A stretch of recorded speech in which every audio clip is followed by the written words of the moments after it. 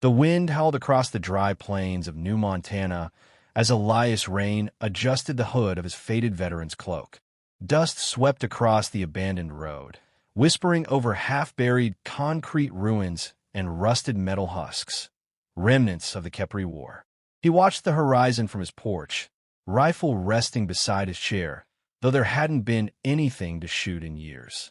It had been 10 years since the war ended, but some battles never left the mind. His dreams still took him back to the blood-soaked jungles of Caravel, back to the screams, the fire, and the moment he found her. A child, barely breathing, skin like polished sapphire, eyes glowing faintly violet in the half-light. She was tangled in roots, half covered in debris, and definitely not human. She was supposed to be an enemy. His orders were clear: no survivors. And yet, something in her eyes had pierced through the chaos. He carried her out under gunfire. He never told anyone her name. Now he sat in silence most days, the world having long forgotten his act of treason. Stripped of rank, discharged. Some whispered he was a traitor. Others called him a fool. And then the sky tore open. Elias stood slowly as a low hum vibrated through the air. A sleek alien vessel, not Khepri, not Terran, descended with smooth, predatory grace. Not military, but ceremonial. Its hull shimmered in the sunlight, with bioluminescent veins pulsing softly. He reached for his rifle instinctively, then stopped. Something told him this wasn't an attack. The ship landed less than 50 meters from his home. Dust scattered, and from the underbelly ramp emerged 6 tall figures in armor like molten obsidian. They flanked a central figure cloaked in violet and silver. She walked with regal grace, posture straight, eyes forward, glowing faintly violet beneath her jeweled circlet. Her skin blue, that unmistakable hue, impossible to forget. Elias's breath caught. She stopped a meter from him. Her eyes were sharp now, full of confidence and command. No longer a girl, a woman grown, and a queen, if her crown meant anything. Elias Rhane, she said. Her voice was a melody woven with steel. You remember me? He said nothing at first, just stared, heart pounding like he was back in the war. I pulled you out of the mud, he said finally. Carried you 3 clicks through fire. You were barely alive. She nodded. You broke your own laws to save mine. You were told to leave no survivors. And yet here you are. Her expression softened for a heartbeat. And then she spoke the words that struck like a hammer to the chest.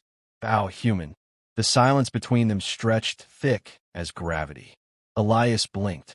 The guards behind her tensed. His hand twitched near his rifle, not in threat, out of reflex. His instincts didn't understand what this was yet. Excuse me, he said, voice rough like gravel. You will bow, she repeated. It is not punishment. It is recognition. Recognition for what? He asked, jaw tightening. For changing the course of an empire, she said. And for what must come next? She turned slightly, gesturing behind her. The ramp extended again. More figures emerged, some blue-skinned like her, others different, species Elias had never seen. Diplomats? Envoys? My people owe you a life debt, she continued. You saved the heir of the Cherry Eye. Because of you, my bloodline survived. Because of you, the galaxy has a chance. Elias stood, rooted to the ground. He hadn't thought about the girl for years, not really. Hadn't imagined that one impulsive act would ripple through time like this. I don't kneel for royalty, he said quietly. Kaelira, that was her name now. He remembered, stepped closer. Her eyes studied him with the weight of history. You wouldn't be kneeling for royalty, she said. You'd be kneeling for a future that needs you. Elias looked past her at the horizon. The sky above was calm, but his gut twisted. Something bigger was coming. And this wasn't just a reunion. This was a warning. And maybe an invitation. Elias Rhane had never liked flying, especially not in ships that felt alive. The Cherry Eye vessel soared silently above Earth's orbit, but inside it throbbed softly, like it was breathing. The walls shimmered with veins of glowing light that responded when he moved, and the floor shifted texture under his boots. He hated it. You're staring at the floor like it's going to eat you, Kaelira said, breaking the silence. Can't help it. I prefer steel and screws over whatever this is. Kaelira smiled faintly as she led him down a curving corridor. It's a bioship. Grown, not built. Cherry-eye craftsmanship. Feels like I'm walking through the inside of a beast. You are, she said calmly. But it's a friendly beast. They stopped before a circular doorway. It blinked once and opened like a blooming flower. Inside was a chamber filled with star maps, hovering crystals, and a strange, rhythmic hum that seemed to resonate in Elias's bones. He stepped in reluctantly. Is this where you explain why the hell you dropped a warship on my yard and told me to bow? Kaelira followed him in and gestured to a seat, a living one that adjusted itself as Elias approached. He didn't sit. I came because we're out of time, she said, and because I owe you more than words. Elias crossed his arms, then stopped dancing around it. Start talking. Kaelira approached a pedestal and touched it. The room darkened. A projection shimmered into existence. Stars, planets, sectors of space marked with symbols he didn't recognize. At the center, a large red blot expanded outward, devouring constellations. This is the edge of explored space, she said. The dark regions here, this is where they come from. The Vorlon combine. They move slowly, strategically. They don't conquer, they consume. Elias narrowed his eyes. I thought the Kepri were the threat. They were puppets, Kaelira said. The Vorlon supplied them with technology, intelligence, even manipulated their religion to paint the Cherry-eye as sacred prey. They wanted our extinction. Elias exhaled. And now they're coming for Earth. Sooner than you think. The only reason Earth hasn't seen them yet is because we stayed hidden. The moment the Cherry-eye resurface, the Vorlon will know they failed, and they'll come to finish the job. Elias studied the map. He saw entire systems marked as lost. Dozens. Hundreds. Not from war, from disappearance. As if civilizations had just gone dark. Why me, he asked. There are better diplomats. Hell, better soldiers. Kaelira looked at him. Because you're the only human the Cherry-eye trust. You broke your own code to save mine. You risked court-martial to carry a blue-skinned child out of hell. That matters more to my people than any treaty. Elias looked away, jaw clenched. That girl was dying, he said. I didn't see royalty. I saw a kid with a pulse and a shot at surviving. That's it. And that is exactly why you're needed now. He turned back to face her. So, you want me to kneel so you can parade me around your council? No. I want you to kneel because the bond between us, the life right, is more than symbolic. If you accept it, you become a bridge between our people. A living declaration that humanity and the Cherry-eye are no longer enemies, but allies. Elias stared at her. And if I don't? Kaelira's expression hardened. Then Earth will face the Vorlon alone, with no warning and no support. And I will be forced to honor that decision, even if it dooms us both.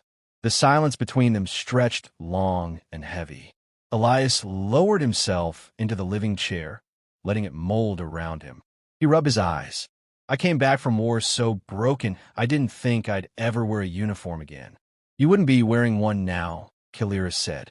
Not for a government, not for an army. You'd be standing for a future. She stepped closer, voice quiet. When I was a child, you saved my life. Now I ask you to save more than that. He met her gaze. You really think one man can change what's coming? She didn't hesitate. You already did. 10 years ago, the city of Tsavar floated high above the clouds of Kaelira's homeworld, a massive, glimmering structure suspended by gravitational pylons that shimmered like fireflies in twilight. Elias stood near a curved window aboard her bioship as it descended slowly toward the capital, hands clasped behind his back. Kaelira stood beside him, quiet. I imagined your world would be more alien, Elias murmured. This isn't the world you saved me on, she said. That place is still ash. This world was uninhabited, a temporary sanctuary. Now, it's the heart of our rebirth. Elias watched the towers rise from the clouds, built in elegant spirals and glowing softly beneath twin moons. Rebirth, huh? Kaelira turned to him. We call this city Tersor. It means hope born of fire. Elias didn't respond. Not right away. He was remembering different fires, plasma strikes, orbital bombardments, the smell of burning uniforms. Hope felt like a cruel word in those memories. He turned to her, voice low. If you're bringing me here to impress your council, they're going to be disappointed. I'm no hero. I don't speak pretty, and I don't kneel easy. Kaelira offered a faint smile. I didn't bring you to impress them. I brought you to shake them. The ship landed with barely a whisper. As the ramp descended, Kaelira took a breath and stepped forward with practiced grace. Elias followed, flanked by her honor guard, tall warriors with smooth armor and unreadable expressions. No one said a word, but eyes followed him. To them, he was a curiosity, a relic, a war criminal, perhaps, or a myth. The palace was a masterpiece of light and sound, alive in subtle ways. Crystals embedded in the walls changed color as they passed. Music echoed from unseen sources, a melody that vibrated in Elias's bones, both haunting and beautiful. They stopped before a grand chamber with a wide, curved dais and 3 tiers of seats, where dozens of robed Sharii watched in silence. Every one of them had blue skin, though their markings and garb differed in subtle cultural ways. Old blood, nobility. Kaelira stepped forward alone, her voice rising clearly. I present Elias Rhane, war-born of Terra, savior of the heir of House Valari, and bearer of the life right. A murmur spread through the chamber. Some eyes widened, others narrowed. Elias stood still, hands at his sides, resisting every urge to scoff or walk away. A tall male elder with silver markings stood from the highest tier. You speak of a human as if he were Sharii. Kaelira didn't blink. He is more Sharii in spirit than many in this room. He chose mercy when death was easier. He risked exile for compassion. Another figure spoke, a woman, older, robes woven with shimmering threads. And what does this human want in return? I didn't ask to be here, Elias said suddenly, stepping forward before Kaelira could answer. I didn't ask for parades or ceremonies. I sure as hell didn't ask to kneel. But she came to me, not with demands, with a warning. He glanced at Kaelira, then back at the council. You're facing an enemy that doesn't negotiate, doesn't conquer. It erases. She thinks you and I together stand a chance. I don't know if she's right, but I know this. If we don't try, we all burn. There was silence. Then a voice from the rear, quiet, skeptical. And you, human, would you truly kneel? Not to us. To the bond? To what it represents? Elias hesitated. Then slowly, deliberately, he stepped forward, removed his weathered cloak, and lowered himself to one knee. Not to bow in submission, but to honor the moment. To the future, he said quietly. Kaelira stepped to his side and knelt as well. To the bond. The council watched in stunned silence as blue light shimmered above them, the rite being accepted by the city itself. A glow wrapped around their joined forms. At that moment, something ancient was rekindled, a union not of race or blood, but of purpose. A Terran and a Sharii standing together. And far beyond the stars, something stirred in the void. Watching, waiting. 3 days passed in a blur. Elias was granted temporary quarters within the Tower of Accord, a spire reserved for emissaries and bonded guests. Despite its elegance and warmth, he found sleep elusive. The life right had been accepted. The bond between him and Kaelira was now official. Not romantic, but ceremonial, sacred, and public. The galaxy would see him not just as a veteran, but as a symbol. He hated symbols. On the 4th morning, the stars screamed. Elias jolted upright. The wall display in his room exploded into red glyphs. Moments later, Kaelira burst through the door, her hair tied back, her armor active and humming. They found us, she said.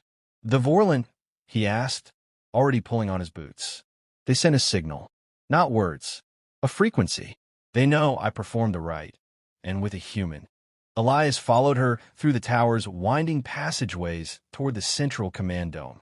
Holograms pulsed along every wall, shifting maps, spectral readings, and strange distortions. At the heart of the dome, a living sphere hovered above a platform, pulsing with a dark rhythm. The black signal, Kaelira said. The last message a dying system hears before it's consumed. Elias approached the sphere. The rhythmic pulse wasn't sound, it was pressure deep in his skull.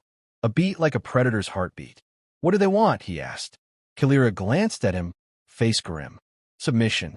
Or extinction." Elias turned to the council leaders who had gathered in silent alarm. "Has this happened before?" One of the elders, a narrow-faced male with gold eyes, nodded.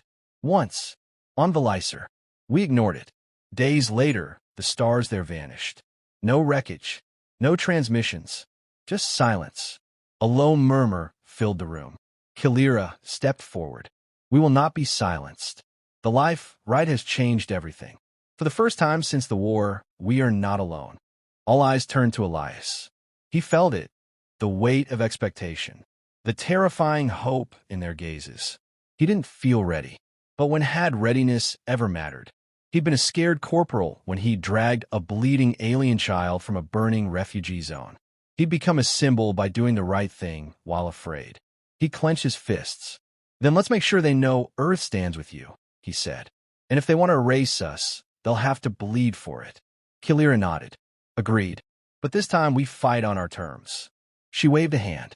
The command sphere changed to display a network of relay stations orbiting key systems, including Earth. "I've already sent word to your people through encrypted channels. We'll need Terran ships, AIs, and strategists.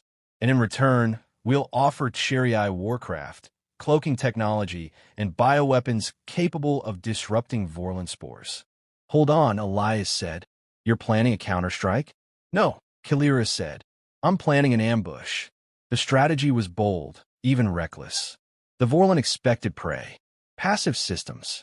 But if they encountered united resistance, Terran unpredictability merged with Cherii precision, it might be enough to fracture their advance.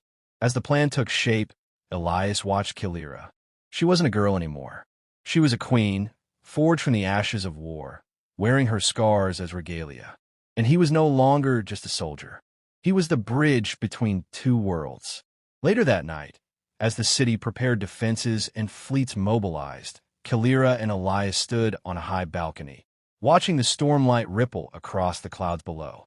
"Did you ever think," Kaelira asked softly, "that a single choice, one wounded girl, one human hand, could shape the stars?"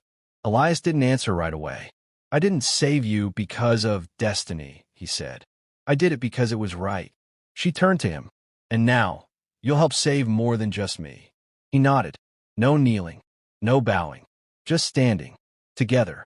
And somewhere in the dark reaches of space, the Vorlon combine adjusted course toward a world that was no longer divided. Earth would not kneel. Cherii would not hide. And the war that had begun a decade ago was about to reignite, but this time on their terms. Together.